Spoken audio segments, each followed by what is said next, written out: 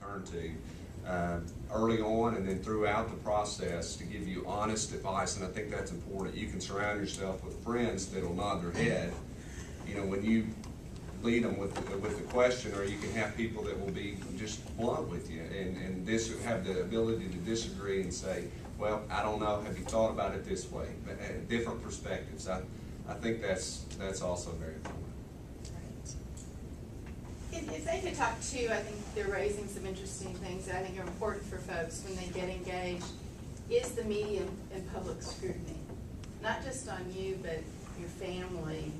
And so when you're having those conversations, what does that look like?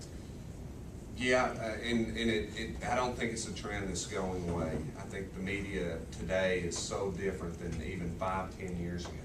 With the emergence of bloggers and the scrutiny that elected officials and their families, quite frankly, whether that's fair or unfair. And in my opinion, I think in many times it's very unfair, but it's also a reality.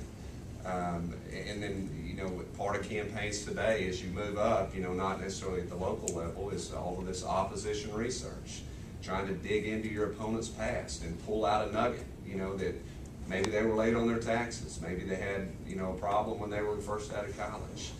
All of those things that can be exploited, again, fairly or unfairly, but just understand sometimes your opponent doesn't always have the integrity that you have, and you know, is willing to go to a level that you certainly wouldn't be. But I think being comfortable reading about yourself in the paper, on the internet, and I think it's important to respond to media also. I know a lot of times people don't, and I think you got to remember through your campaign efforts, be it door-to-door mailings, you know, paid media with radio and TV, you're still not necessarily reaching everyone. There's a lot of people that get their news through, you know, traditional media with the daily newspaper, but increasingly so with the younger population, they're reading on the internet. And so, you know, having the discipline to hone your message and be very, very consistent with the message, what you talk about, and be able to manage in those tough situations. I think dealing with the media is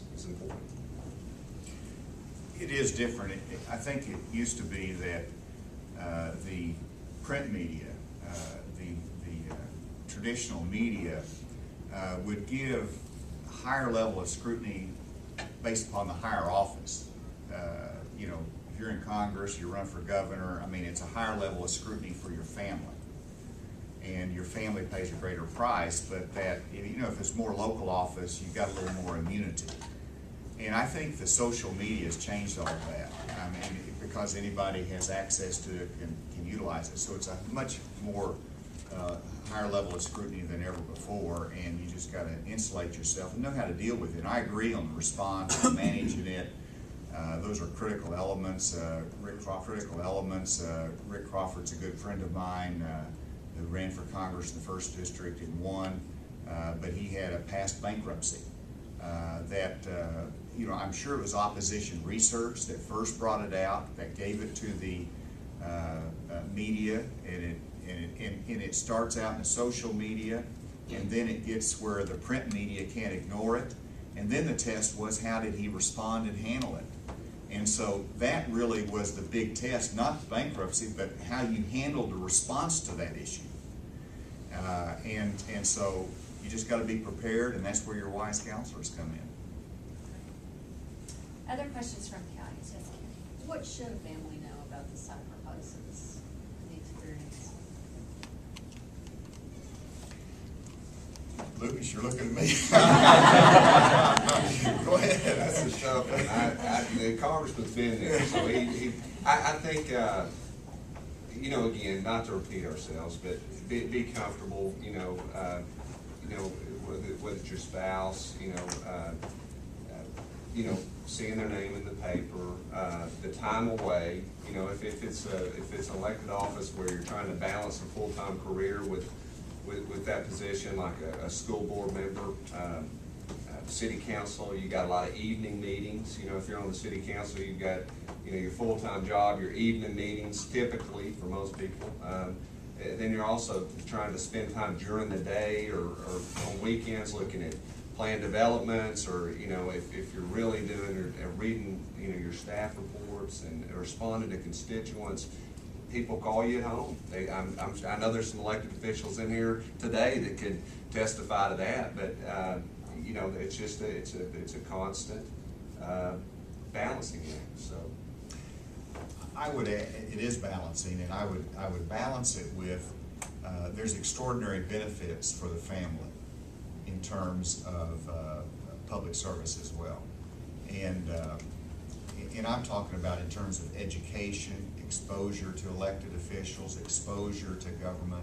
So there's a lot of good things that go with it. To see another family member engaged in the political process, it opens doors of opportunity that they would not have otherwise had. So there's a lot of positive side of it. There is the negative side, the intrusions.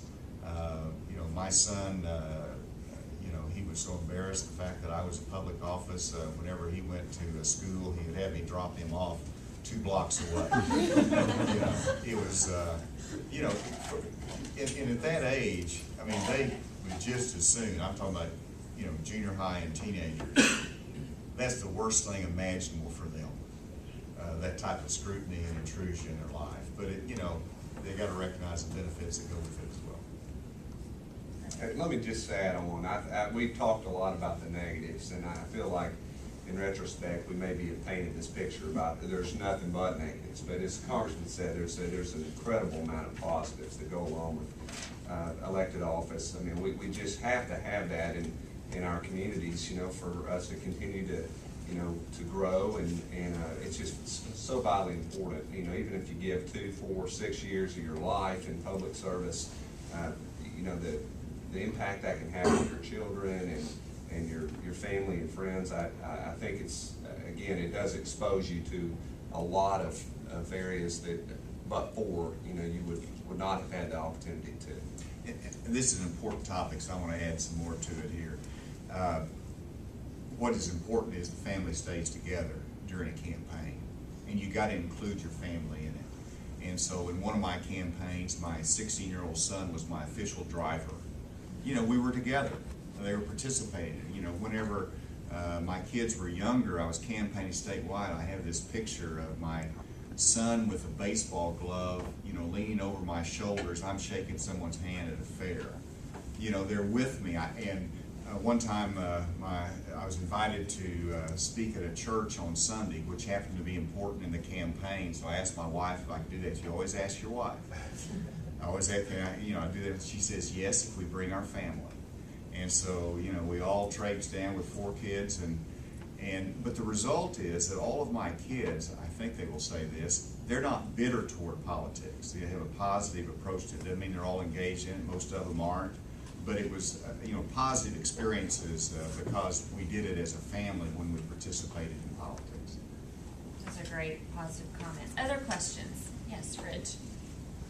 We have a lot of aspiring leaders in this room, and some have already expressed a desire to run for office.